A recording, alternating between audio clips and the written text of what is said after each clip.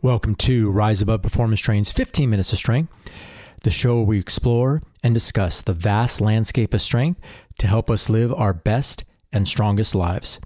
I'm your host, Doug Fiorinelli, and this is episode 8. Is it okay to work out every day?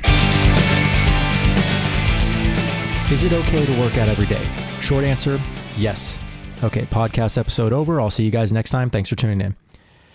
Bad joke aside, yes, it is okay to work out every day, and I'll tell you how to do it and maybe why you want to do it, but you have to lay out certain ground rules and kind of understand what you're doing. Now, the first thing is we want to distinguish between working out and training. Now, with my superiority complex, I rarely call it working out. I always think I'm training because it just sounds better and it sounds more important. But in actuality, there is a little bit of a difference if we use the definitive terms. Working out, I would just say, is general working out, whether it be weight training or jogging or bicycling. This is general GPP or general preparation training to do something better, like on the weekends. If you're doing, like I like to do archery, or if you like to ski, these things help you become better for, just general tasks that you want to do later on in life or on the weekends, or even just be able to run around with your kids and play sports with them. Training, however, is a little more specific. It is actual training for something, whether it be a marathon or a kettlebell long cycle competition. These have to be much more structured, and you're probably not going to be able to work out every day in a sense when you do those things because you don't want to overtrain. And with the training being so specific, you have to make sure that you're hitting your numbers, hitting your goals, hitting your mileage. And, that comes at a cost. And it also comes at a cost that you need to rest on off days or do other things on off days. With part one here, if you are working out for general purpose and general life strength and ability, working out every day is okay. If we are training for something specific, we have to stick with the program and incorporate those rest days to make sure we recover so we do our best on the actual event. When we're working out, and let's say we're working out every day, like we just talked about with the training program, we have a specific training program. It's like, we have to do this today. We have to run 8 miles, or we have to do intervals, or we have to lift this much weight. And we try our best to hit those numbers. If you're working out every day, you can be a little more liberal and discerning about what you're going to do. I personally work out every day, and I like to, kind of check in with my body before, during, and after the program to see where I'm at and to see what I'm going to do that day, and also maybe the next day, and if I did too much or too little.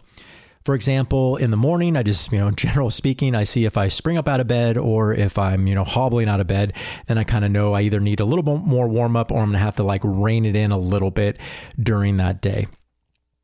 I am generally doing some type of mobility in the morning, again, to see where my body's at. Are my traps tight? Is my low back tight? Or am I feeling really good? Am I moving fluidly? Then I'll pretty much have a good training day, and I can count on doing things that are a little bit more aggressive. Let's say I can do a little bit heavier deadlift, or I can do a little bit more kettlebell work. Then I kind of assess during the workout, see how my workout's going. So let's say I'm doing a deadlift workout, and I did my first set at a certain weight, and I'm like, wow, that feels pretty good. I'm going to move up. Or I did a set and I'm like, you know what? I'm not feeling that strong. Maybe I'll keep the reps high, but I won't go up in weight, and I want to do the lift, but I'm not going to push the weight today. I'm just going to keep that weight where it's at and then get my work in.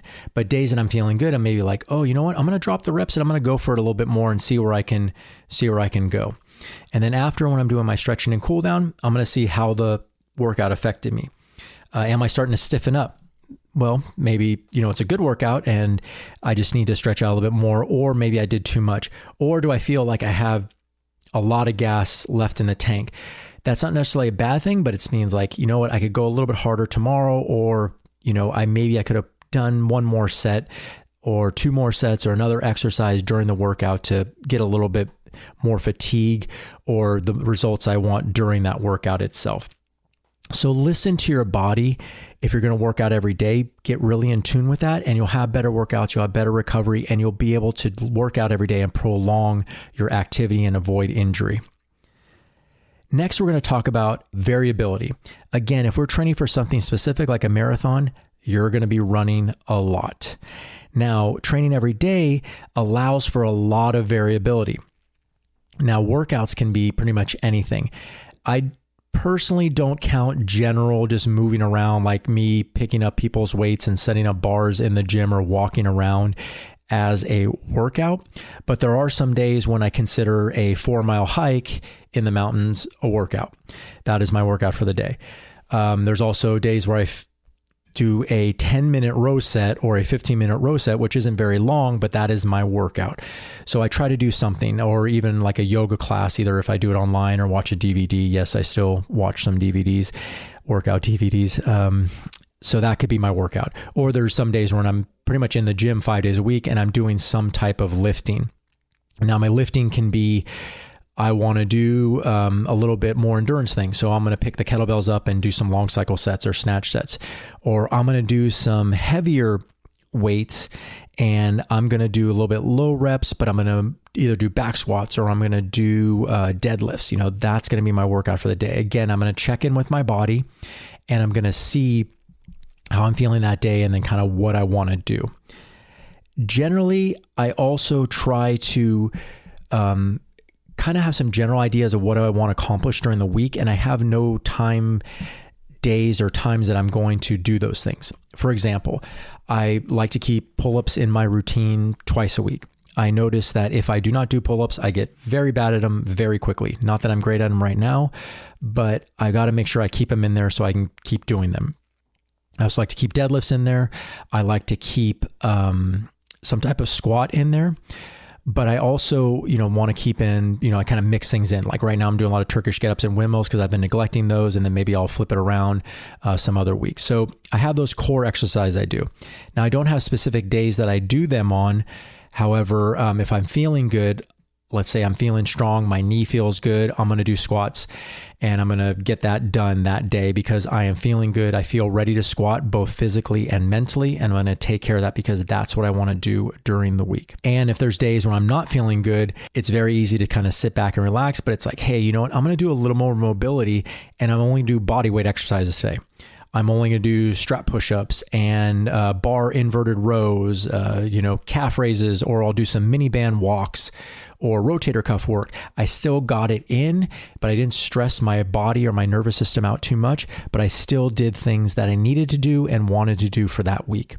So not only is listening to that body help out in this respect, but also that variability of not programming specific days like the old ways of like the Weeder days where you're like, okay, Monday is National Bench Press and Back Day. We don't need to do that. We can have that on a Wednesday. It's okay. The world is not going to collapse into a fiery ball and then fall into a water pit and go away because you did bench press on a Wednesday. It is okay. Trust me. So with those variabilities and listening to your body, you also want to incorporate more mobility and recovery. Because you are working out every day, you have to make sure that you're able to work out the next day. And it includes the boring stuff. I recommend some generic mobility in the beginning. So I get away with this because I do it a lot with my classes. So I'll do some just basic mobility and then I add my own in. My hips get very tight, especially if I haven't if I've done squats or deadlifts and I didn't stretch enough the night before I go to sleep, my hips get very tight. So I do a lot of hip work. I always like to check in with my shoulder because those tend to get tight. If I've been on the computer and my traps are tight, I want to make sure if I'm doing jerks or cleans or something kettlebell related, I got to make sure my shoulders are mobile. So I usually start off with basic mobility, bodyweight stuff, walks and crawls, rock backs. I recommend checking out Original Strength. They have a lot of simple body weight kind of flow movements that are really easy to learn, and also Gold Medal Bodies. I do a lot of that in my workout as my warm-ups, and they really help me kind of try to get mobile. And it's just something I'm going to have to stick with and progress with, and I generally feel better when I do them. Next is making sure that you warm up well. So if I'm going to do a squat, let's say it's not going to be my first thing. I'm going to do maybe some light RDLs with a bar, or I'm going to do an overhead squat with a band over my head. And I want to make sure that I'm warmed up really well. Make sure I really want to commit to the squat to that day. There'll be times like, wow, even the warm-ups are very difficult. Maybe I don't want to do squat today. I'll just stick with what I'm doing and do some single leg exercise instead and not stress myself out, because I will not recover well, or I can potentially injure myself.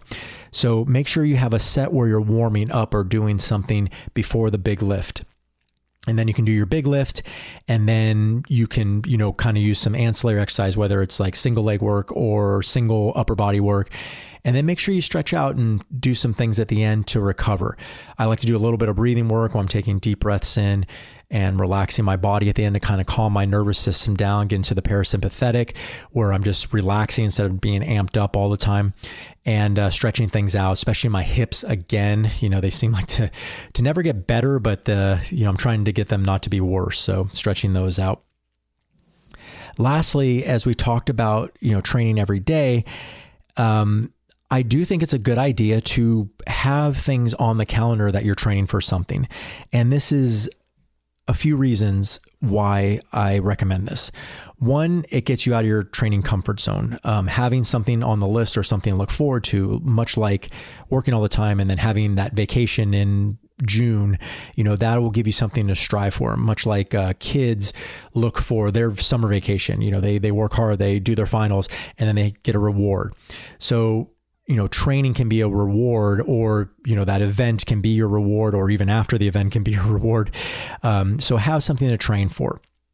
Now, it doesn't have to be anything, crazy or too specific, I'd say, or getting way out of your comfort zone. But if you enjoy bicycling or, doing team and training, I recommend trying a 10K. You don't have to do a marathon, but a 10K would be great. So that way you can kind of get out of your current routine. So let's say you're weightlifting 5 days a week. Now maybe you'll weightlift 2 to 3 days a week, and then you'll run a little bit more and meet people in a group and, train your body in a different way.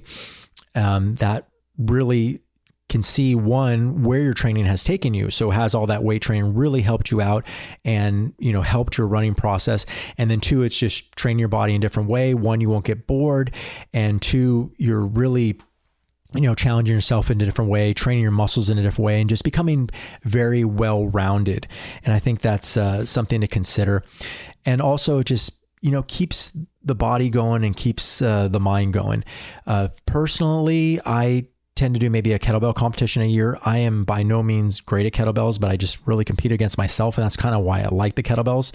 And I just like to see if I can do a few more reps or do something, a little bit more challenging, or can I do double kettlebells for an hour of long cycle? And, that really pushes me to focus my training on a few things, focuses my recovery, and I'm able to really have something to look forward to in the future and to accomplish a goal.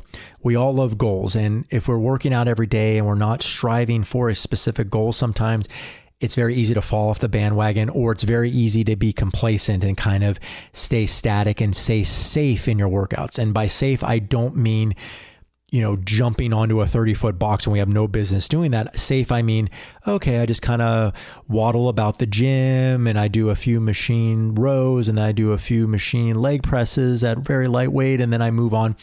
Unfortunately, the body needs a little bit of stress to adapt. We need to push ourselves every once in a while and keep ourselves honest. And I think competing or training for something is a good way to do that once a year without hurting yourself.